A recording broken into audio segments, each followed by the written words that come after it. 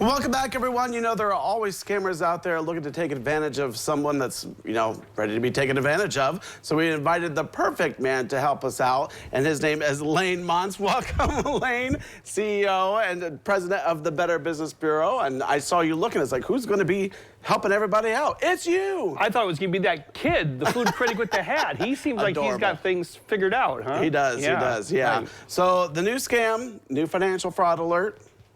Yes. So Chris, I'm usually speaking to members of the public, but today I'm sort of speaking to business owners, right? Business owners. So be careful if you get an email that suggests that you need to contact a particular agency for assistance in filing your beneficial ownership information form. So that's something that came about because of the Corporate Transparency Act. Okay. And if you're a business owner, you have to file a form now, it's due by January of 25, saying who the real owners and controllers of your business are. And of course, no good deed goes unpunished, right? There's a scam that goes along with it now. And people are posing as the government agency that enforces that, the Financial Crimes Enforcement Network, which is kind of a bummer that they're able to impersonate that particular branch of government, trying to charge people money to file these forms. Right. Now, if you let's say I'm a business owner and I get an email, how do I recognize that it could possibly be a scam? Well, so the biggest red flag would be if the tail of the web address doesn't say .gov and it says .net. So if it's .gov, it's from the government, right? But be careful of imposters that have .govs and they put an S on the end of it.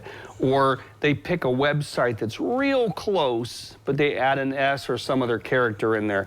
That's the number one thing. But also, if they're trying to charge you a fee to assist with filing the form, Right. So it's free to file the form. It is legally required to file the form, but it is free to do so. Oh, see, that's good to know for all the business owners out there. Also, just like you said, to keep in mind is that when someone gives you an email address, they're so close to like the original, so close. They are. Could be like 2 dots, like you said, instead of .gov, .net, or S, govs.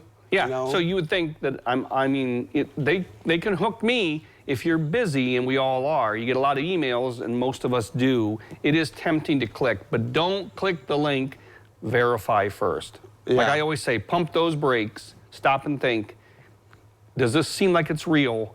And maybe even do a little more due diligence. And don't call the phone number necessarily because they have scammers on the end of those fake phone numbers. Oh yeah, I think just the general public can, have been part of that scam, where they say call this number, and there's always somebody there willing to take the call. Oh yeah. They're more than happy to help you out. Yes. Yeah, lighten the load of the bank account. Exactly. But like I said, usually I'm here talking to members of the public and consumers. This one, for the most part, is centered on business owners. And wow, of course, we've let our BBB business owners know. Still, there are a lot of businesses out there that might not be a member of the BBB. We want to help them too. Right. And you had told me before that if a business has received any fake emails, they can actually report those too. They can, yes. Yeah. I think, it's probably wishful thinking to think that the FTC is going to act on your email, but it could happen.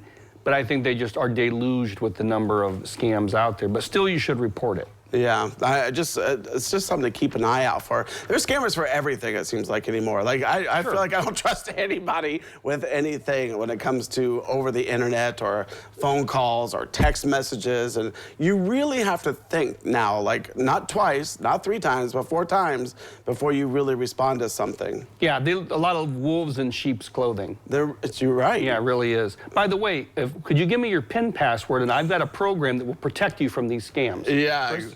No. No. All right. Well, Lane, I appreciate you coming out today. You're always keeping us safe and secure, and we really do appreciate it. All right. Thank you. All right. Well, don't go away because medical news is coming up next.